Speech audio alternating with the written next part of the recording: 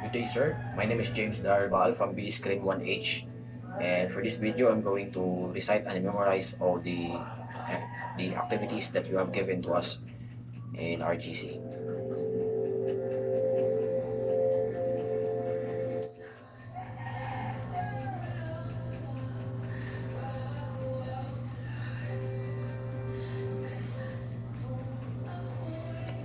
Definition of terms. Pardon. Pardon is a form of executive clemency granted by the President of the Philippines as privilege extended to uh, convict as a discretionary act of grace. Neither the legislative and the judiciary branch has the power to set condition or establish the exercise for this presidential prerogative. Amnesty. Amnesty is a special form of pardon exercised by the President of the Philippines. It is a general pardon extended to a certain class of people who are usually political offender. While pardon is likewise issued by President, it is also political in nature, and it is an exclusive act of the President which the court and the Congress has no say whatsoever. But it is need the concurrence, or it is need to be voted by the Congress, and the court also take a judicial notice of the act by the President. But it is granted, but it is only granted after the sentence or before and after the conviction by the court. Probation. Probation is a disposition under which defendant, conviction and sentence is released to the probation of the probation officer, subject imposed by the courts. The parole and the probation administration under the Department of Justice supervises and control all the probation officer, promulgates the rules and procedures on the probation process, subject to the approval of the Department of Justice Secretary. The parole. Parole is a prisoner's release before his maximum sentence, for a method of releasing an offender, a method of selectively releasing an offender from the institutional prior to the completion of his maximum sentence, subject to the condition imposed by the paroling authorities. Reprieve. Reprieve is like pardon. It is also an prerogative exercised by the President, and generally it is applied to the death sentences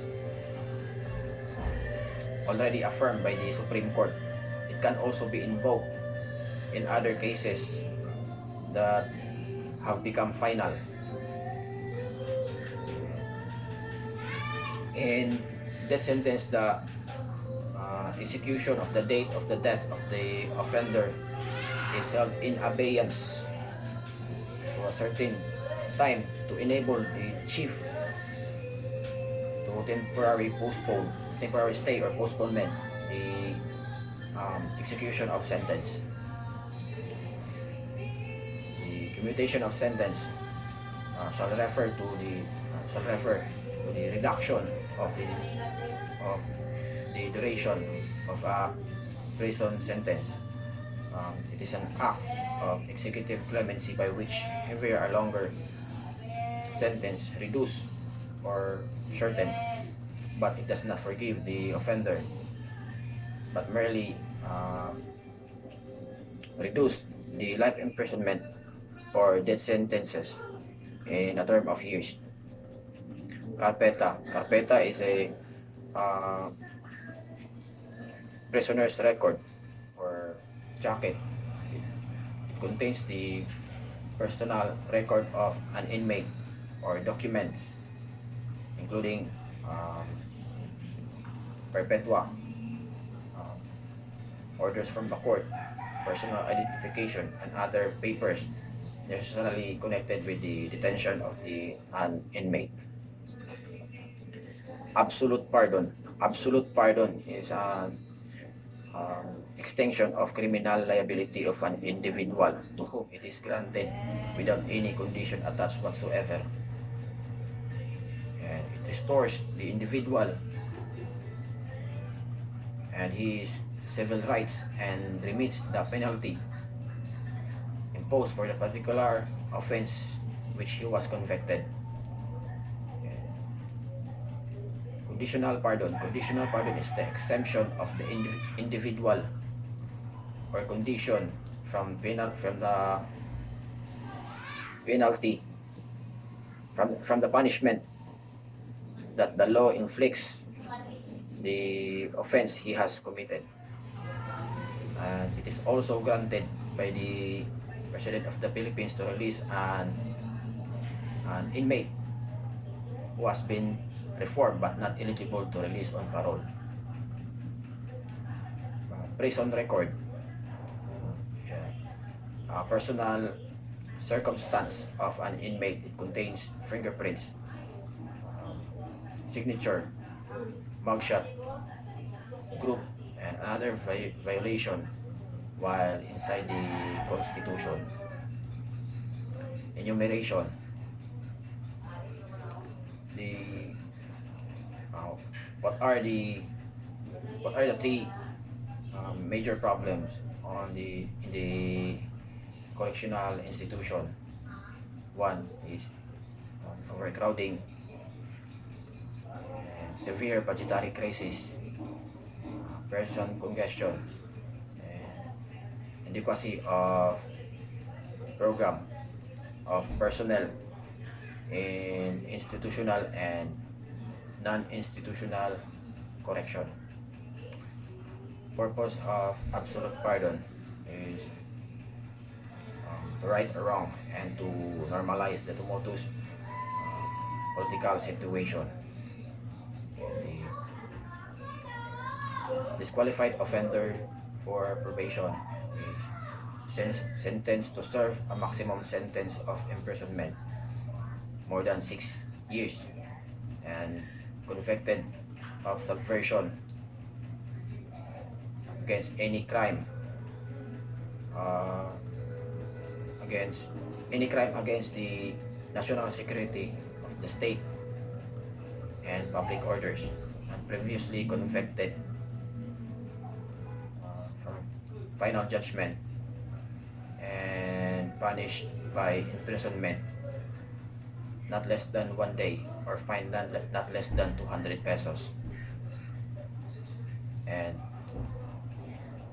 once placed on probation and already serving sentence at the time of substantive provision of probation law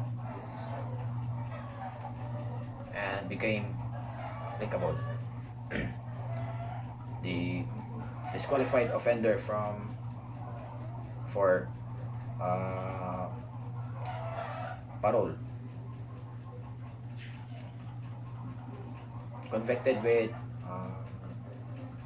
death sentence, reclusion perpetua, and life imprisonment, convicted with treason, conspiracy, proposal to commit treason or spionage.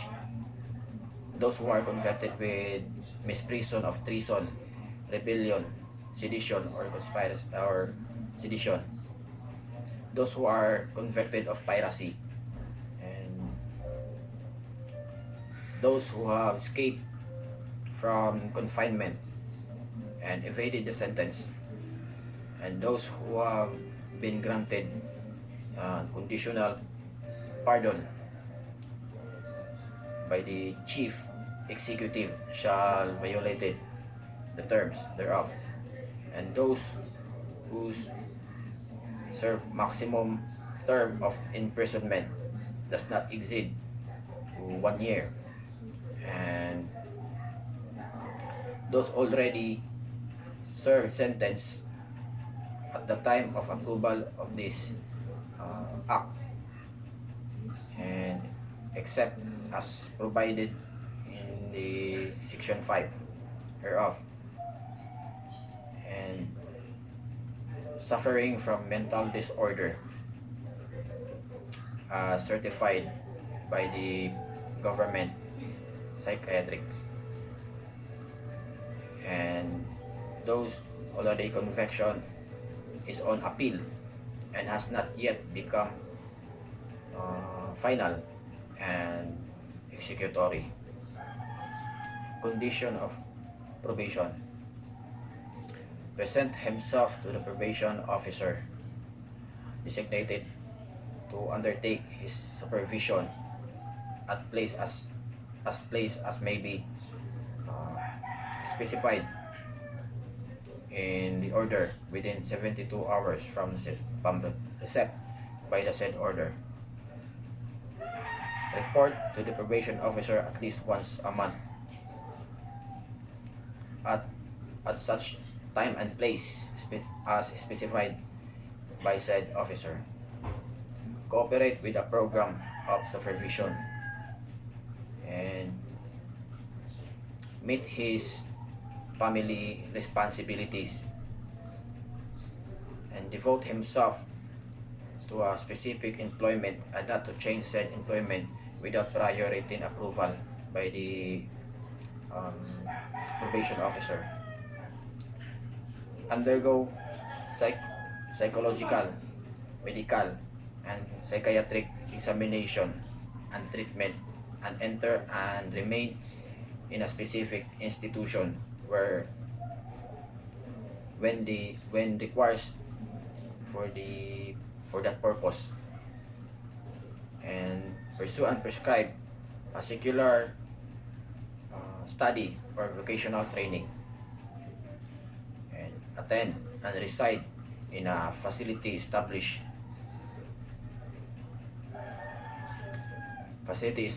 for instruction, recreation, and residence of persons on probation, and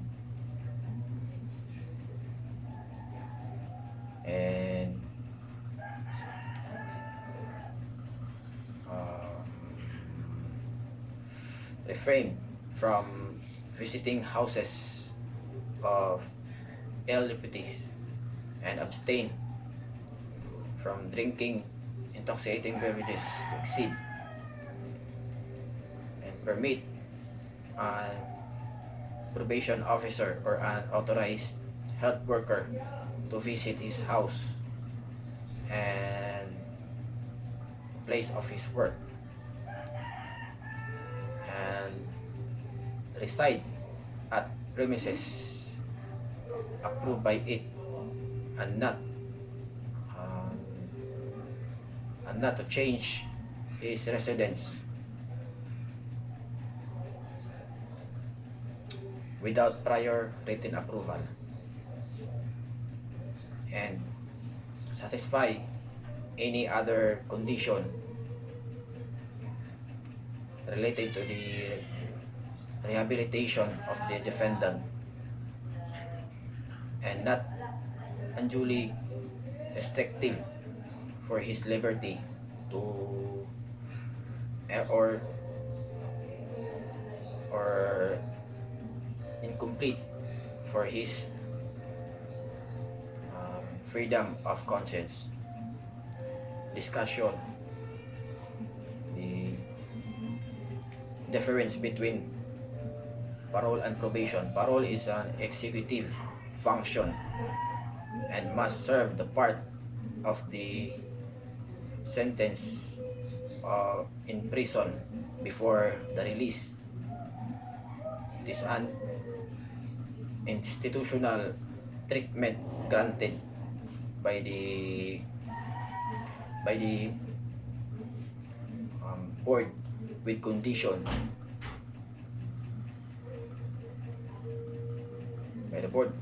of condition of subject to the supervision of the parole and probation officer, while probation is a judiciary uh, functions of the government, which the offenders does not need to go to prison. Difference between absolute and conditional pardon. Absolute pardon is a extension of criminal liability of the individual to whom it is granted without any condition attached whatsoever. Uh, it restores the individual and his civil rights and remits the penalty imposed for the particular offense which he was convicted. While the conditional pardon is um, exemption of individual or condition from the punishment that the law inflicts the offense he has committed. Discuss the advantages of the probation. Probation has several advantages to incarceration, including the ability to work in the community and earn money to support one's family, and to have a support of friends and family while attending counseling sessions. That's all.